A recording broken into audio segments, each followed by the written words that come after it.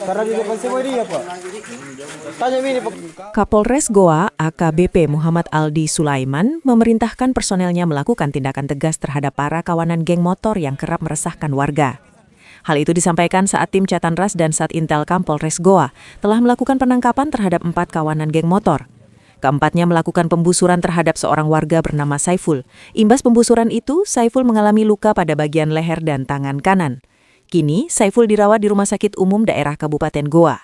Orang nomor 1 di Kepolisian Resort Goa itu menegaskan tidak akan segan melakukan tindakan tegas dan terukur terhadap para pelaku kawanan geng motor atau pelaku kriminal yang meresahkan warga dan membuat onar dalam menjaga kondusivitas keamanan masyarakat. Sebelumnya 2 kawanan geng motor, Akbar dan Fadil, diberi hadiah timah panas setelah melakukan tindakan pembusuran busur panah terhadap Saiful. Dan statusnya adalah buron.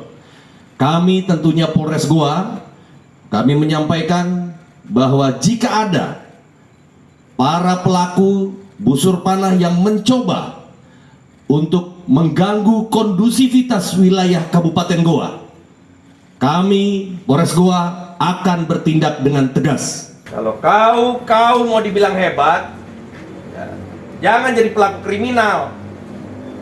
Jangan membuat resah masyarakat. Kau cari pekerjaan yang baik. Kau bekerja dengan baik.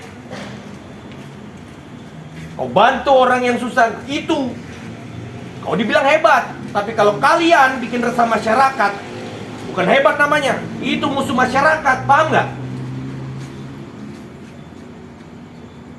Kan orang Goa ini masih keluarga kalian juga. Ada saudaramu, orang tuamu, ada mungkin pacarmu. Kalau Goa resah, yang korban siapa? Ya keluargamu juga. Jelas ya? Setelah kau masuk sel,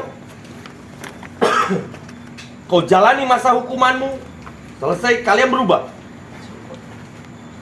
Jadikan ini pembelajaran ini. Jangan pernah melakukan hal ini lagi. Jangan buat masyarakat Goa resah. Kalau memang kalian merasa orang Goa, ya seharusnya kalian menjaga Goa. Download Tribun X sekarang. Menghadirkan lokal menjadi Indonesia.